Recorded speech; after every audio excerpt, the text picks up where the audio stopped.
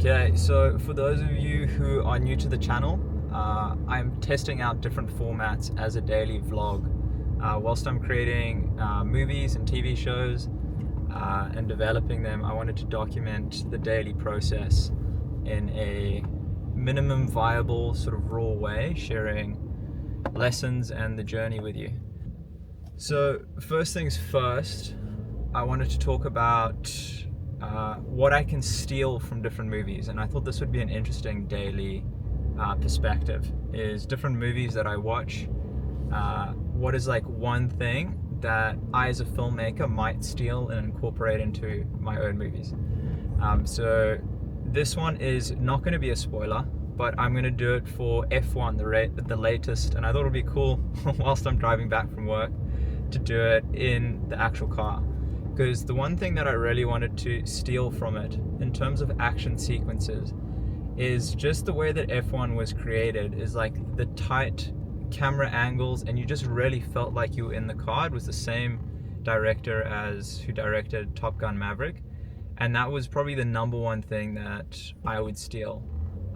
Just like the way I want to rewatch different elements and go back over just the way they built so much tension, and you just felt like you were there with the person. Yeah, it just gave me an incredible feeling and rush when I was watching the film, and I'd love to mimic that in future projects.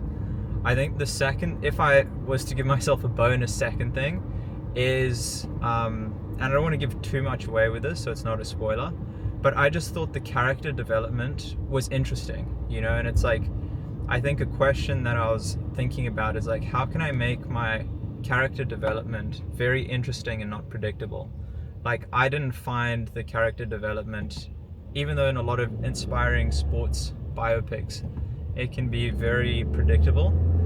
So it's like, how can I make my character development really interesting and unpredictable compared to predictable? So those would be I would say my two things. I'll probably just do one from now on, just so that I keep the daily cadence. What would I say? Now I want to share, outside of that, what was the most valuable thing that I feel I learned today that I can share with you. The highest value thing that I learned. I think one of the things I'm learning is creating time for deep work. So today I felt like I managed to do like half an hour or an hour of working on a project, but really giving time and space to go 3 hours deep on a screenplay that I'm working on right now and have no distractions.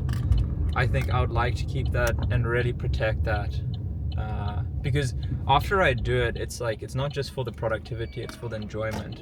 I feel like when I really, like, sometimes it can take a bit of time to warm up when writing a script or developing a project, but when I can actually just dive deep into it, I'm more likely to hit a state of flow, which is one of my, I don't necessarily create that condition. I don't like creating conditions around what I need to do to enter flow state, but I do feel that having more time, I just want to incorporate that. So the way that I'm thinking about doing that is first thing in the morning and going to bed earlier now, so that I can do that before I've got other work and communications that I need to do with people.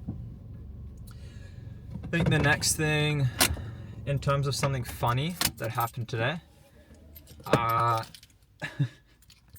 I was coaching someone in tennis this evening, and one of the things that was pretty funny was, at the end of it, I felt like such an idiot, because she was like, I was like, how was your weekend? She's like, it was great.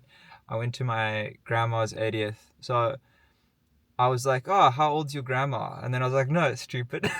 She's 80. It's her 80th birthday. So I just found it very twitty. That it's like when I don't know if you've experienced it, when you ask these dumb questions in the moment that you don't actually mean, but you're just sort of keeping the conversation going. And then I kind of checked in with myself. The other funny one was when I was coaching, there's like a ball in the middle of the court, and like I'll get the player or the person to move the ball. And In this in this instance, I'm feeding, and I'm like, "Hey, can you just move the ball? I just want to make sure you're safe, so you don't trip on the ball." And then I said to myself quietly, and also so that I get paid for the next session, so that you don't injure yourself, and that I get more money. And I said in like a sarcastic, playful way. And then um, this girl's sister, who that I was coaching, was next to me, and then she found it pretty funny. So those were some funny things that happened. So yeah, the other one that I wanted to do is share publicly something that I was very grateful for the day. Um, and one of the things I was really grateful for is after the vulnerable video that I posted, I Perry watched the whole thing, which was incredible, and he gave me voice note feedback, and it was really very inspiring, and I was very thankful for his feedback. But I think the thing that I was grateful for was the day that I created the video to help his project. It turns out that day was his birthday. So I just love the timing of those things sometimes, and it's like everyone has those moments when you're aware of them. And I don't know, it feels like the universe kind of like winking, and being like, okay, keep going on this path. Because I definitely felt, was it the vulnerability hangover, as Brene Brown said, and I still want to respond to the comments and other messages that I've received from people. So if you were someone who watched it, thank you so much for your support and kind words. And now onwards and upwards with the journey. Enjoy the day. Much love, much peace. Bye for now.